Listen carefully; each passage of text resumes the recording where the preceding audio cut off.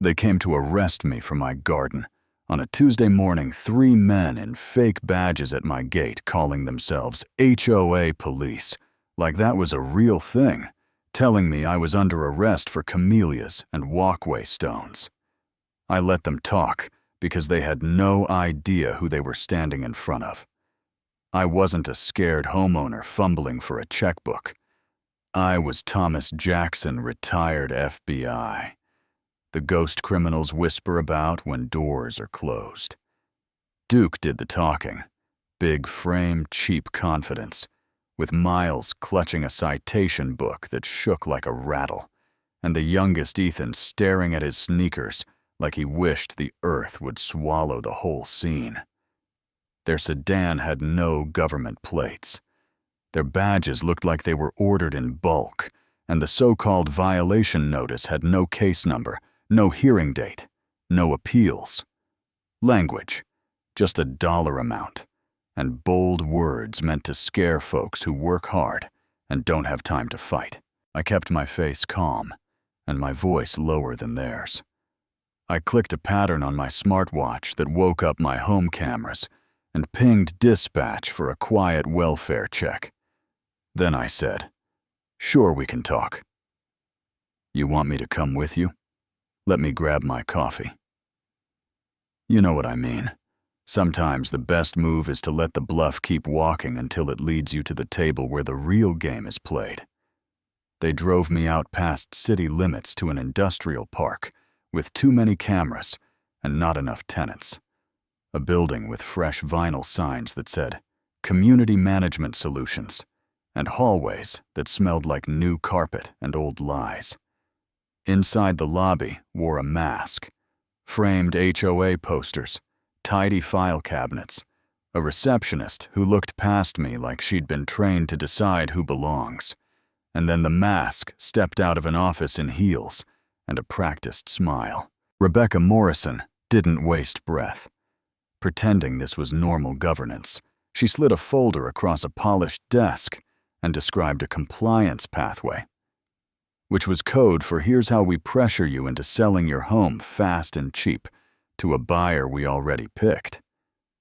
She talked about standards and preserving value, and I heard what that meant in neighborhoods like mine.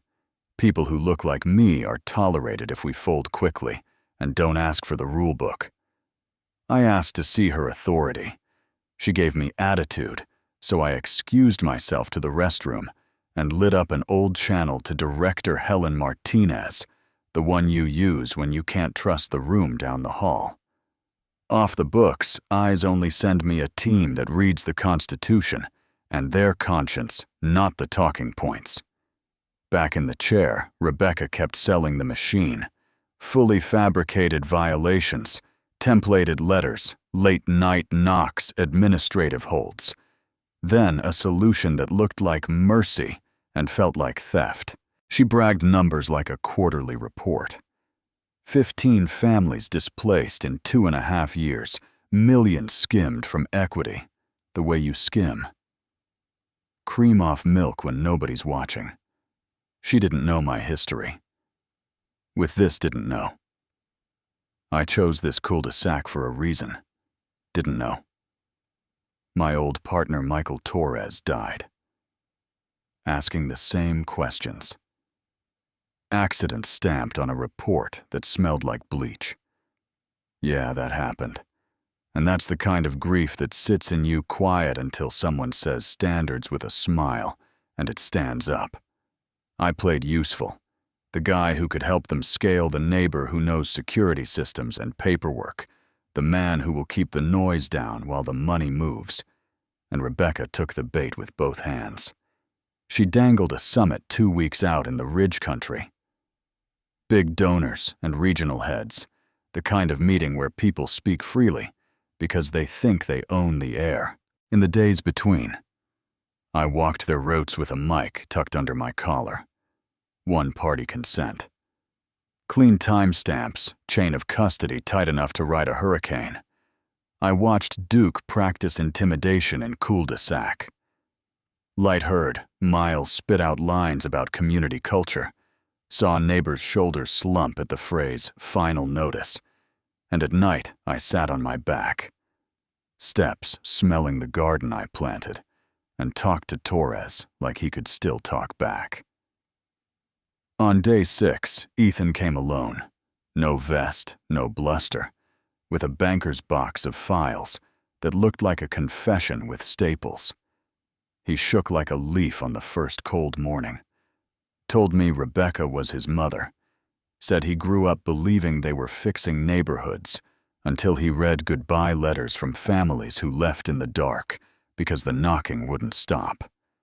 He had spreadsheets that mapped everything, who they targeted, and why who in city planning doctored documents, which media contacts, buried stories, which officials liked their donations. He wanted out not just for himself, he wanted it all to stop. You can hear the truth in a kid's voice when he's finally done lying to himself. I called Martinez and said we were ready to draw the net. The Ridge Resort rose out of the pines like a glass ship. And at dawn, the conference room filled with men and women who looked like real estate and smelled like impunity. Slides bragged about turnover and time to resolution. Veronica, cool poised, introducing regional numbers like she was handing out awards. And then the room actually straightened in their chairs because the chairman was stepping out from the quiet corner he'd been watching from. Lawrence Bradley, former FBI deputy director. My old brass, the man who once shook my hand and said, "You did good work, Jackson." Then walked my cases into rooms I didn't get invited to. He laid out the philosophy. We protect stability. We keep property values safe from disorder. We do what weak leaders won't. And the people in that room nodded like choir kids. Notice how corruption always dresses itself as responsibility, like putting on a tie makes the theft polite. When Veronica finally realized who I was, her eyes did a fast calculation. Threat, leverage, risk. And Duke's hand slid under his jacket like a man who thinks violence will fix a paper problem. I lifted my palms and let my voice carry steady. Everyone breathe. Nobody do anything they can't take back. Then I said the name Bradley stopped being when he chose the money over the badge, and I asked if he wanted to say anything on the record before the door opened and the country stepped in. He tried the old games. Charm first, insult second. Told me I never understood scale. Told the room this is what it takes to keep America tidy. And I thought of front yards with crepe myrtles and tricycles and grandmothers who plant tomatoes in buckets. I thought of Torres of Ethan's box of neighbors who work double shifts and just want a Sunday without fear. The first flashbang took bluster out of the air, the second took certainty, and then Martinez's team moved with the kind of care that proves we can do things right. Miranda clear hands, gentle but firm cameras, rolling chain of custody labeled like a lesson plan. Veronica went for a concealed piece. Panic or pride, take your pick. Shattered a chandelier and her own exit strategy. And when she squared on me with the fury of a person who just realized her son turned toward the light, I told her don't make this worse, and watched her choose whether the next chapter would start in shackles or stretchers. Across 12 states, doors opened at the same minute. Accountants, bagmen, a judge who sold due process by the hour, a state rep who wrote bills like favors a comms guy, who warped stories and cashed checks. Sentences came months later. Bradley got decades. Veronica, too. The courthouse crowd thumped their Bibles before they took their plea deals. Duke and Miles testified cleaner than they'd ever spoken in their lives, and Ethan walked into witness protection with a chance to be the kind of man he wished his father had been. Restitution is not magic. It took work. It took time. But houses came back to families who thought they'd never get a front door key again. Equity got unfrozen. A new HOA board learned how to run a neighborhood without turning it into a racket. And on Saturdays, I teach a little class under the gazebo. Not fancy, just neighbors and coffee and how to read a letter so it can't lie to you. Folks ask me if I feel finished. I tell them finished is for races. And this is a road I feel steady. I feel like the part of me that keeps score finally put the pencil down. But I also hear Bradley's line sometimes. We are the culture. And I know he didn't mean it as a threat. He meant it as a diagnosis of a sickness. We keep pretending as a cold. There are other rooms like that conference room. There are other vinyl signs in other empty business parks. There are other kids like Ethan trying to figure out if the truth is worth burning a bridge his mother built out of bad wood. One evening, a moving truck backed into a driveway 3 doors down. A mom stepped out with grocery store flowers in a water pitcher.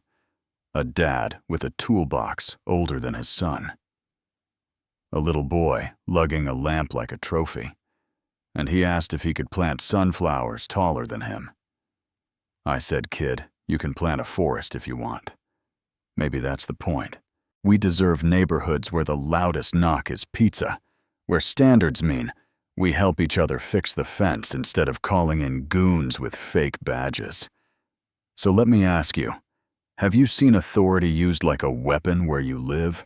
Have you seen a rule book turned into a threat? Have you been on the wrong end of standards that weren't written down until they were used to move you out?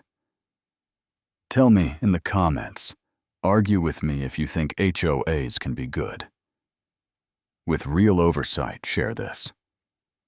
If someone you love needs a reminder that the law can still work when we demand it to, and if you want more stories told plain like this, hit like subscribe and pull up a chair next Saturday. We'll read the mail together and make sure the letters can't lie.